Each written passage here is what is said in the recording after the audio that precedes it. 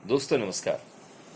मेरा नाम है नीरज शर्मा और मैं लगभग पिछले 46 वर्षों से रेडियो नाटकों में काम करता चला रहा हूं। आपने जरूर सुने होंगे। रेडियो नाटक ने हमें पहचान दी। मैं कह सकता हूं, I am a product of All India Radio and radio drama. Radio drama आपको डिसिप्लिन सिखाता है, आपको वो चीज देता है जिसकी आपने कभी कल्पना नहीं की थी। दोस्तों, अगर आप फिल्म में काम करें, टेलीविजन पर काम करें और स्टेज पे काम करें, तो बहुत सारी चीजें ऐसी होती हैं जो आपको सहायता करती हैं। लेकिन रेडियो ड्रामा करते हुए आपके पास क्या होती है? स्क्रिप्ट और माइक्रोफोन। इन्हीं की बदौलत आपको सब कुछ करना होता है। रेडियो ड्रामा करते हुए हमारे हाथ में स्क्रिप्ट होती है, लेकिन इस वक्त जो मैं आपसे बोल रहा हूं, ये मैं अपने दिल की आवाज बोल रहा हूं, तो इसे आप सच मानिए। रेडियो नाटक से डिसिप्लिन सीखा कैसे? जब मैंने रेडियो नाटक करना शुरू किया तो मैं एक स्टूडेंट था। एक दिन मैं एक रिहर्सल में पहुंचा। मुझसे पूछा कि आपके पास पेन है? मैंने कहा नहीं। बोले बाहर जाइए, आप रिजर्व बैंक के सामने एक पेन वाला बैठा है, उससे पेन लेकर आइए। मैं जाने लगा तो पीछे से आवाज आई, पैसे हैं जेब में? क्योंकि मैं स्टूडेंट था। मैंने कहा जी हैं। बोले जाइए। मैं पेन लेने गया और जब लौट कर आया तो वो लोग मेरी प्रतीक्षा कर रहे थे। रिहर्सल वहीं थी और मेरे आने के बाद रिहर्सल आगे बढ़ी। यही है वो डिसिप्लिन जो हमें भी सिखाया गया और हमने भी जाना।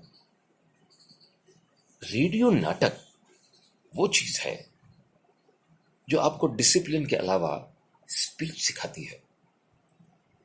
और स्पीच अगर आपकी सशक्त है तो आप कहीं मार नहीं खा सकते, because it is just like a communication. आप जो बोल रहे हैं, दूसरा उसे रिसीव कर रहा है।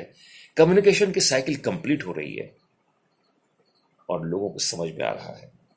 रेडियो नाटक का सबसे बड़ा गुण है कि आप जो बोलें वो दूसरे को समझ में आए। अगर सामने वाले को समझ में आ रहा है तो आप कामयाब हैं। यही रेडियो नाटक एक्सप्रेशन, भाव और चीजें सब बाद में अपने आप आती चली जाती हैं, वक्त के साथ सिखा देती है। मैं यहां पर एक दो इंसिडेंट कोट करना चाहूंगा। रेडियो के एक बहुत लेजेंडरी प्रोड्यूसर हुआ करते थे, दीनानाथ जी, श्री दीनानाथ जी। मैंने उनके साथ बहुत से नाटकों में काम किया। एक बार एक नाटक की रिकॉर्डिंग के बाद मेरे से बोले, बेटा तुझसे एक बात कहता हूं, बुरा तो नहीं मानेगा? क्या मैं हीरो बन चुका था? मैंने कहा नहीं नहीं, आप कहिए ना। बोले बेटा, गले से मत बुलाकर, दिल से बुलाकर। और उनके इस एक सेंटेंस ने मेरी परफॉर्मेंस की दशा और दिशा दोनों बदल दी। मैं शुक्रगुजार हूं उनका।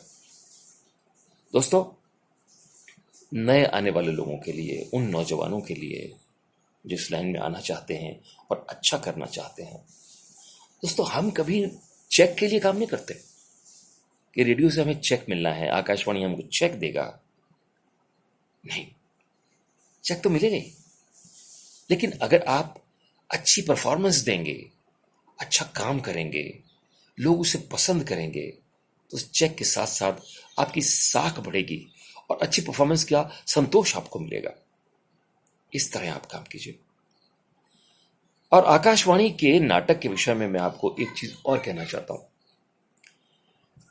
नाटक करते करते एक ऐसी स्थिति आई कि मुझे लगा आगे भी कुछ करना चाहिए। तो मैंने टेलीविजन के लिए सीरियल बनाने की शुरुआत की और पहला सीरियल प्रथम प्रतिश्रुति बनाया था 1986-87 में।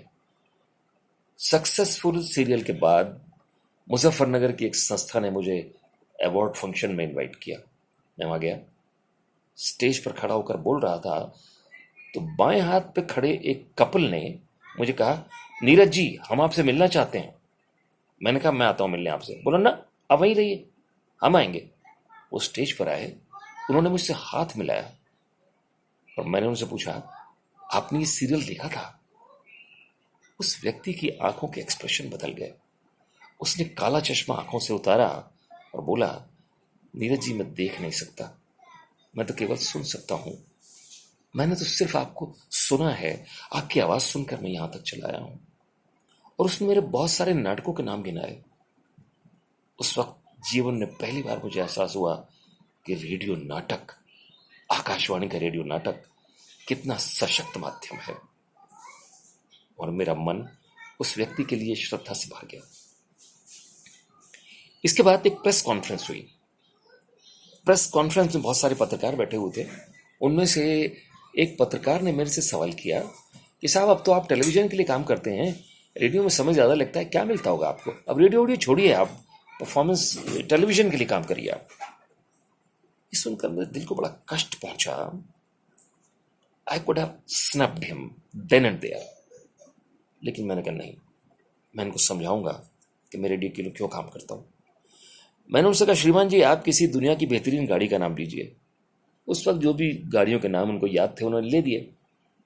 मैंने कहा, ये गाड़ी कुछ हजार किलोमीटर चलने के बाद या कुछ समय के बाद सर्विस सेंटर जाती है? वहां ही जाती है। मैंने कहा, अगर नहीं जाएगी तो क्या होगा? बोला, ये गाड़ी रुक जाएगी। मैंने कहा, जी। अब आप समझ लीजिए कि आकाशवाणी और आकाशवाणी का नाटक मेरे लिए सर्विस सेंटर है। अगर मैं वहां नहीं जाऊंगा तो मैं भी उस गाड़ी की तरह सड़क पर खड़ा हो जाऊंगा, आगे काम नहीं कर पाऊंगा। मुझे उससे बल मिलता है, शिक्षा मिलती है, मन की ग़िज़ा मिलती है। तो दोस्तों, मैं यही कहना चाहूंगा अपने सभी मित्रों से, जो यंग लोग हैं, जो इस लाइन में आना चाहते हैं, ईमानदारी से आएं, आकाशवाणी के नाटकों में काम करने के लिए आएं, सीखें, समझें, जानें और उसको प्रयोग में लाएं। रेडियो नाटक बहुत सशक्त माध्यम है अगर आप इसे ईमानदारी से करें। आप करें तो सही, आपको बड़ा सुख मिलेगा। मैं जब आज से 30-30, 35-35 साल पुराने अपने नाटक सुनता हूं तो मुझे बहुत सुख मिलता है। और मैं आकाशवाणी का शुक्रिया अदा करता हूं, रेडियो नाटक का शुक्रिया अदा करता हूं कि मुझे वो अवसर मिल पाया कि मैं यहां तक पहुंच पाया।